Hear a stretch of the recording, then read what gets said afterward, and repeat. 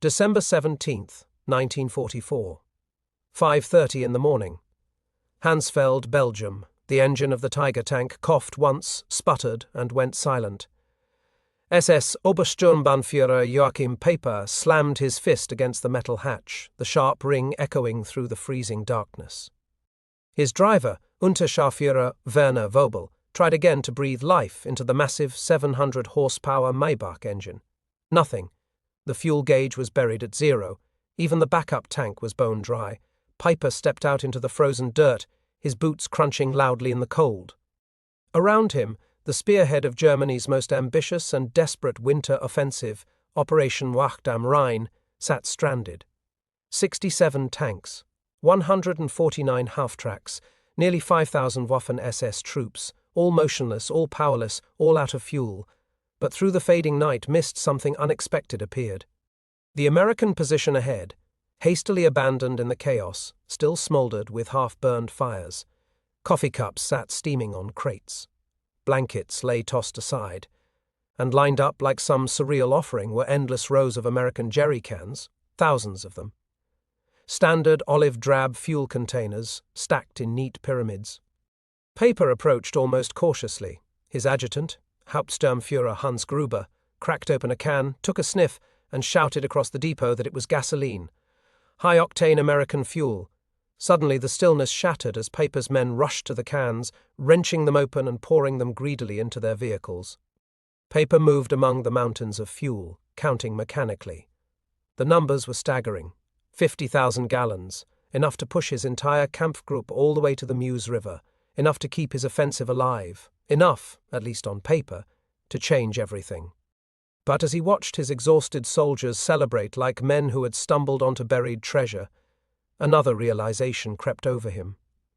If the Americans could abandon this much fuel without hesitation, fuel the Germans would have guarded with entire divisions, then the war wasn't turning against Germany. It was already lost. They had misunderstood the enemy entirely. 6 months earlier, in June 1944, Albert Speer had handed Hitler a report that should have ended all German offensives. Allied bombing had crushed Germany's synthetic fuel production. Refineries that once produced hundreds of thousands of tons now churned out almost nothing. The numbers showed a nation bleeding out. In 1944, the United States produced 1.8 billion barrels of crude oil. Germany, even counting synthetic fuel and what remained of Romania's fields, produced 33 million, less than 2% of the American total. Germany was trying to wage mechanized war with the logistics of the 19th century, while America drowned its armies in petroleum.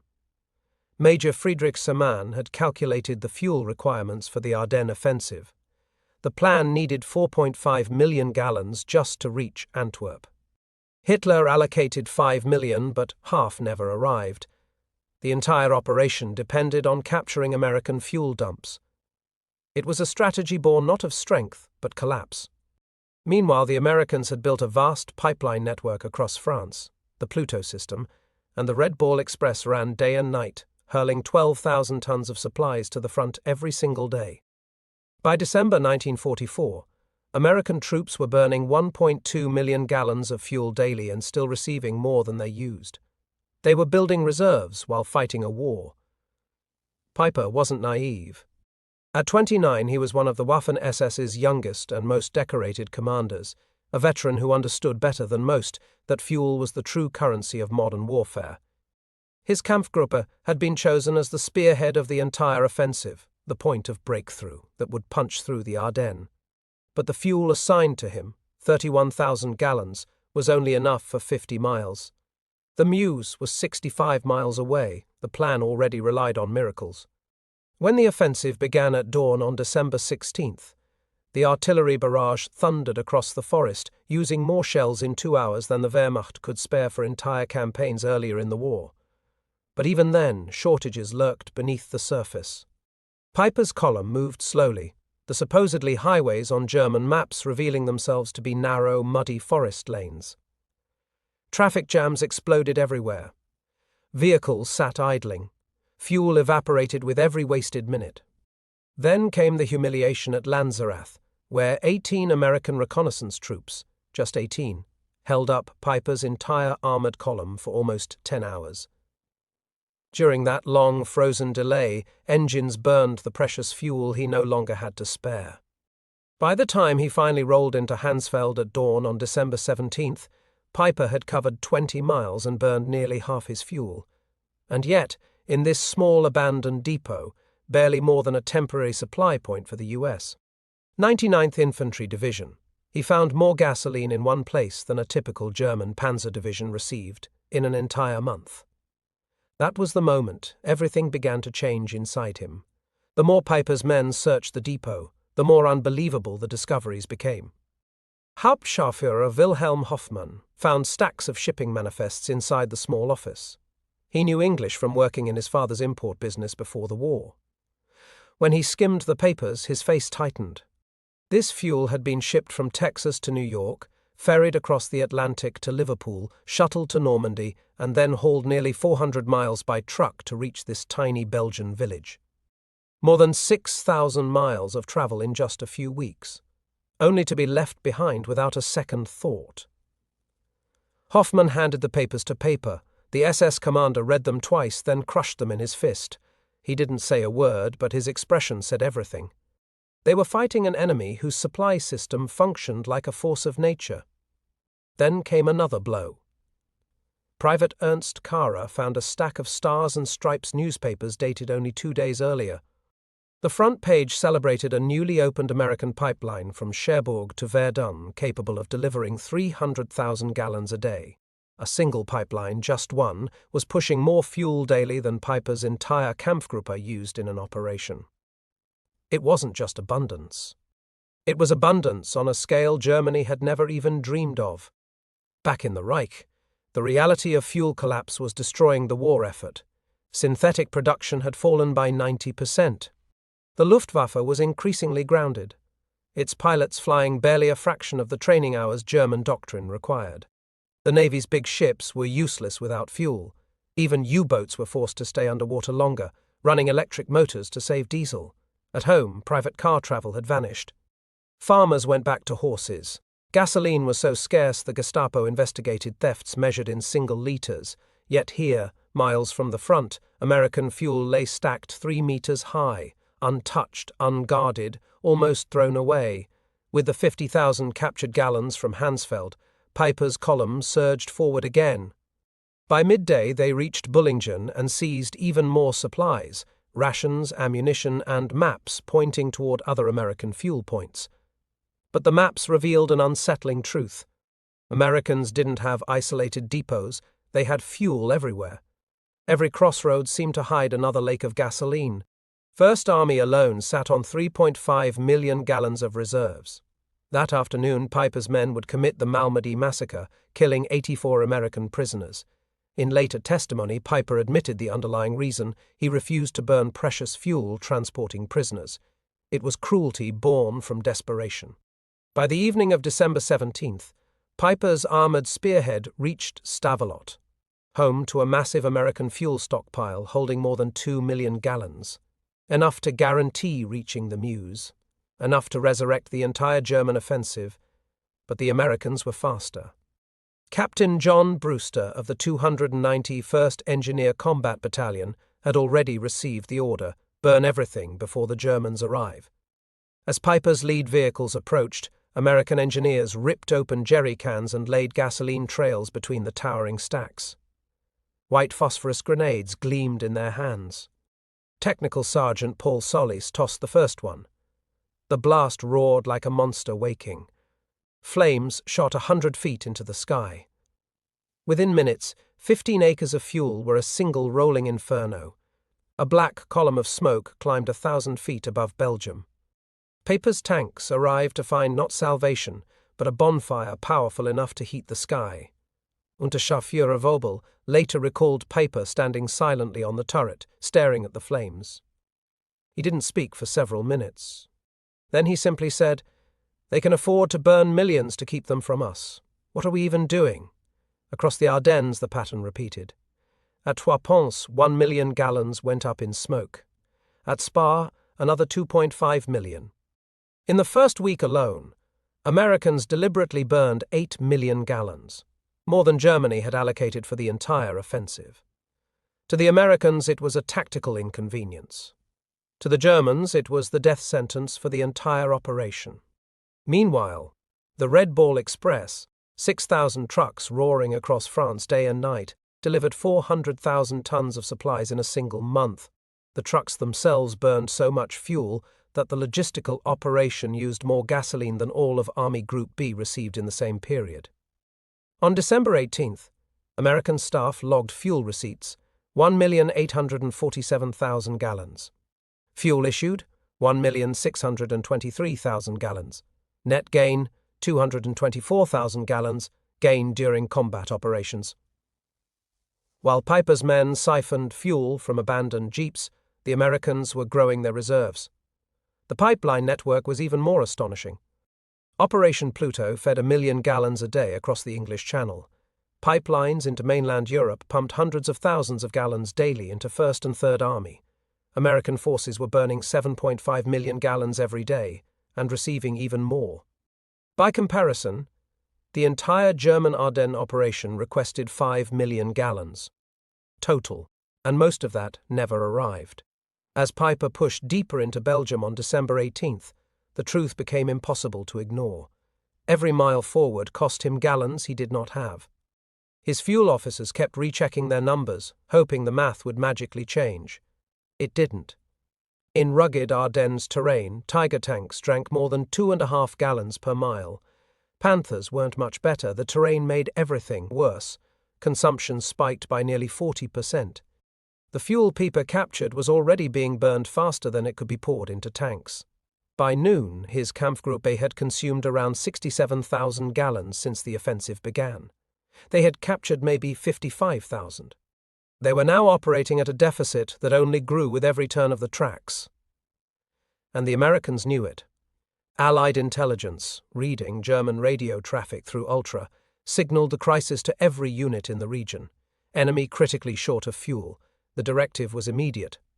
Destroy all gasoline within reach of German forces. Rather than let Peiper find another miracle, the Americans set entire fields of jerrycans on fire. Meanwhile, American C-47 transport planes flew hundreds of sorties into the besieged town of Bastogne. Paratroopers defending the crossroads received ammunition, food, medical supplies, and fuel dropped from the sky. In a single day, the surrounded defenders received 160,000 gallons, more than Peiper's entire battle group had left. The contrast bordered on surreal. By December 19th, Peiper's forces fought bitterly at Stoumont, but fuel starvation was strangling them. Tanks sat abandoned, not because they were knocked out, but because they were dry. Mechanics drained the last drops from broken vehicles. Others resorted to pushing armored cars downhill to restart engines. Some crews even heated frozen fuel lines over small fires, trying desperately to squeeze a few more miles out of dying machines. Peiper gathered what remained of his officers. His maintenance commander laid out the brutal arithmetic. 8,000 gallons remained at best. Enough for one significant attack. Or one retreat. But not both. And across the lines, American logistics officers calmly prepared for January operations. Brigadier General Maurice Gilland requested 245 million gallons for the upcoming month. The request was approved without argument, as casually as a clerk signing off on office supplies. This was the scale of the imbalance. December 20th brought another blow. A German fuel convoy, desperately attempting to resupply Peiper, was obliterated by Allied aircraft. There would be no relief. The radio message Peiper received said everything, no resupply possible. Continue with available resources. His officers understood what that meant. They had enough fuel to travel maybe 20 kilometers. The Meuse was 30 kilometers away. Even if they broke through every American line ahead, they physically could not reach the river. And even if they somehow reached it, they could not cross. According to testimonies given years later, Peiper's face hardened as the implications settled in. He wasn't just facing enemy fire. He was facing mathematics, unforgiving, relentless, impossible mathematics. The shock echoed up the German chain of command. 5th Panzer Army's commander, Hasso von Manteuffel, later wrote that the moment he learned Americans burned over 8 million gallons to deny German capture, he knew the offensive was doomed before it even began. Field-grade officers captured during the battle expressed the same disbelief. One colonel told interrogators that American troops throw away chocolate while German soldiers hadn't seen chocolate in 2 years. You burn millions of gallons. We measure by the litre. How can we fight such abundance? By December 21st, Peiper's units were encircled around La Gleize. His tanks, though still mechanically sound, were effectively statues, massive steel monuments to a failed offensive. American divisions surrounding him had been allocated 340,000 gallons for that day alone. Peiper had about 1,000. American soldiers joked that they burned more fuel heating their coffee than Peiper had left for his entire armored column. General Patton's Third Army, pivoting north to relieve Bastogne, consumed 350,000 gallons simply to reposition itself. What German planners considered logistically impossible, the Americans accomplished in 3 days. December 23rd brought clear skies. The Allied air forces flooded the sky with 2,000 sorties. 1 day of American air operations consumed more fuel than Germany allocated to the entire Ardennes offensive. That night, Peiper issued the order he had spent days trying to avoid: abandon everything. Crews smashed their own tanks, set charges, and destroyed equipment worth millions of Reichsmarks because the engines were silent, lifeless, empty. 39 fully functional tanks were blown up solely because they had no fuel left to budge even an inch. Of the 5,000 men who began the offensive with Peiper, roughly 700 reached German lines on foot. They had advanced 60 miles, fought bitterly, seized multiple depots, and discovered an unbearable truth. No amount of bravery, skill, or ferocity could change the arithmetic of industrial warfare. News of Peiper's fuel discoveries spread quickly through the higher ranks of the German command. On December 26th, Field Marshal Walter Model read the reports detailing what Peiper had captured, what he had missed, and what the Americans had destroyed. 50,000 gallons at Honsfeld. Over 2 million burned at Stavelot. Millions more torched across the Ardennes. He read the figures twice, then looked up and said quietly, "We are not fighting the same war." Hitler refused to believe any of it. When Albert Speer showed him photographs of the massive fuel fires at Stavelot, Hitler insisted they were fakes, Hollywood illusions produced to demoralize the Wehrmacht. But the men in the field didn't need photographs. They had seen it with their own eyes. They had marched past American fuel dumps so vast they looked like small towns made of metal. They had watched millions of gallons go up in flames while they scraped the bottoms of empty jerry cans. For German soldiers, the psychological impact was devastating. They had been told Americans were decadent, soft, inferior. Yet here was the enemy destroying more gasoline in a single decision than Germany could produce in a month. It shattered everything they believed about the war. Letters home captured the shock. One soldier wrote, "Americans wash clothes in gasoline. They feed chocolate to dogs. We cannot fight a people who waste what we die for." Another wrote, "They leave engines running. We march through snow. The contradictions were too stark to ignore." By late December, Peiper's shattered Kampfgruppe was trapped near La Gleize.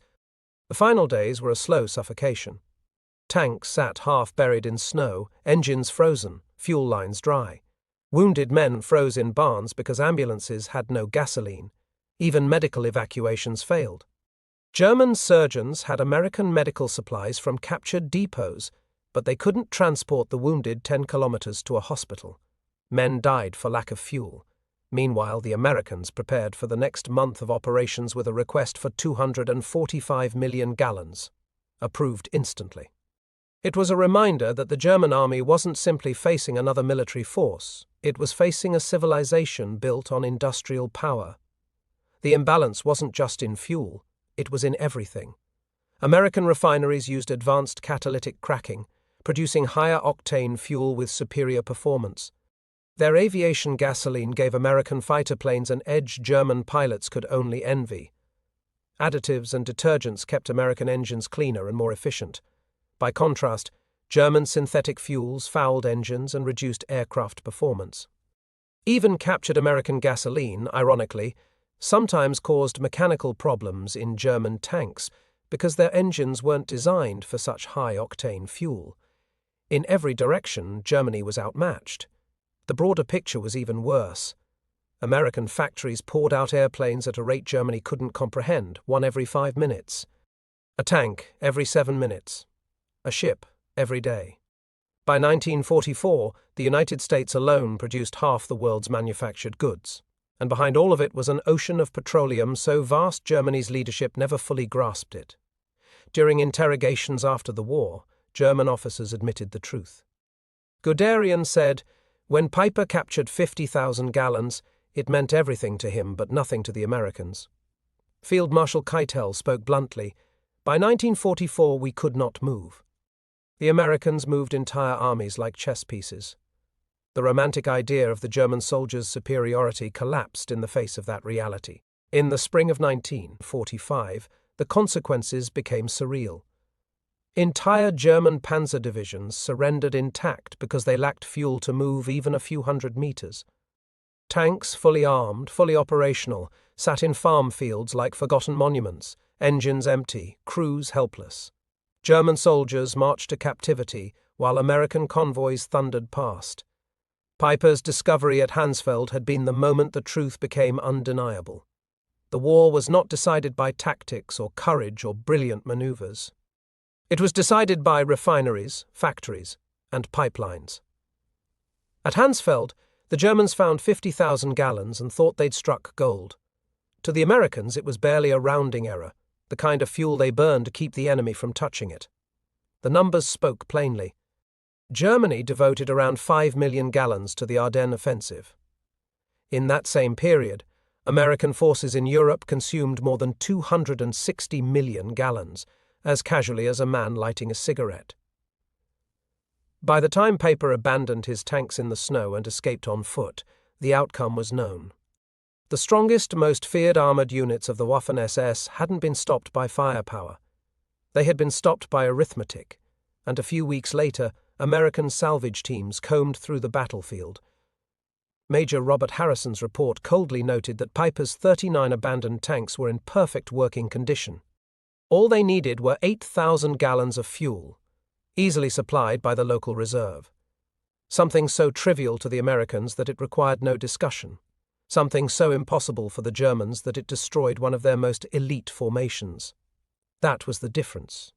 Peiper realized it the moment he saw those mountains of American jerry cans at Honsfeld. Germany wasn't fighting a nation. Germany was fighting a continent-sized industrial giant. They were fighting a country that could burn more fuel in an afternoon than the Wehrmacht could gather in months. When Peiper later reflected on that morning, he said, "We discovered Americans had oceans while we had drops." And in that moment, standing in the frost with American gasoline splashing into German tanks, he understood the war had already ended, long before the guns stopped firing. By Christmas Eve, the remnants of Peiper's Kampfgruppe were stumbling through the dark forests of the Ardennes, leaving behind the hulks of their own tanks, magnificent machines built with steel and pride, destroyed not by enemy fire, but by empty fuel tanks. They slipped through the American ring on foot, exhausted, frostbitten, and defeated in a way no German soldier had imagined just weeks earlier.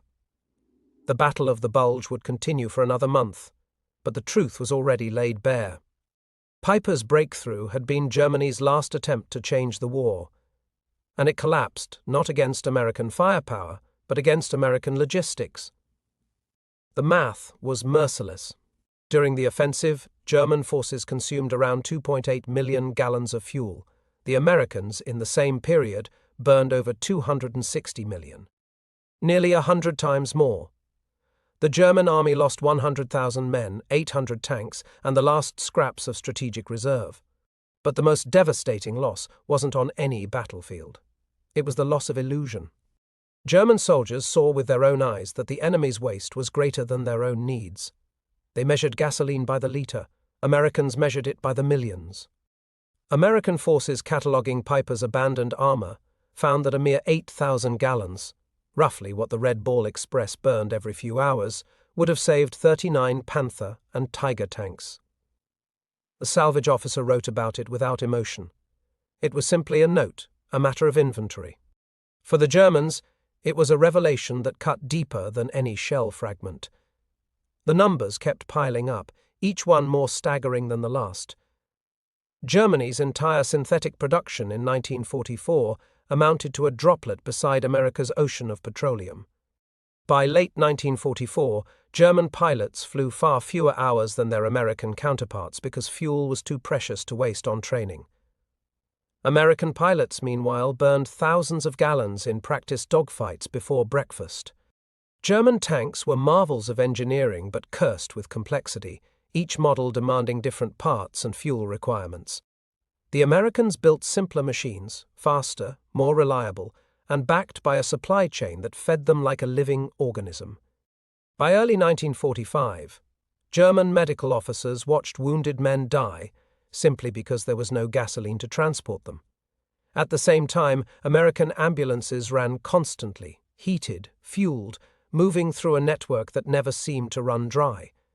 German artillery sometimes couldn't fire because shells couldn't reach the front. American batteries fired so freely they celebrated Christmas with fire missions. The cultural shock was immense. The Nazi narrative of German superiority crumbled under the weight of American excess. Soldiers wrote home in disbelief. They leave engines running, one wrote. They burn fuel to keep warm, another said.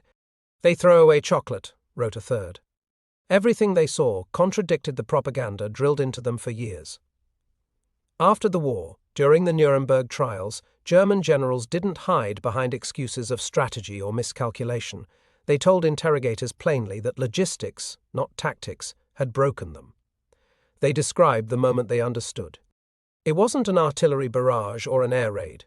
It was seeing Americans burn millions of gallons to prevent German capture. That was when they knew. The truth had been exposed at Honsfeld, in that cold morning mist, when Peiper stood among tens of thousands of gallons of precious American fuel. At first it felt like a miracle. But by nightfall, when he saw the inferno at Stavelot consume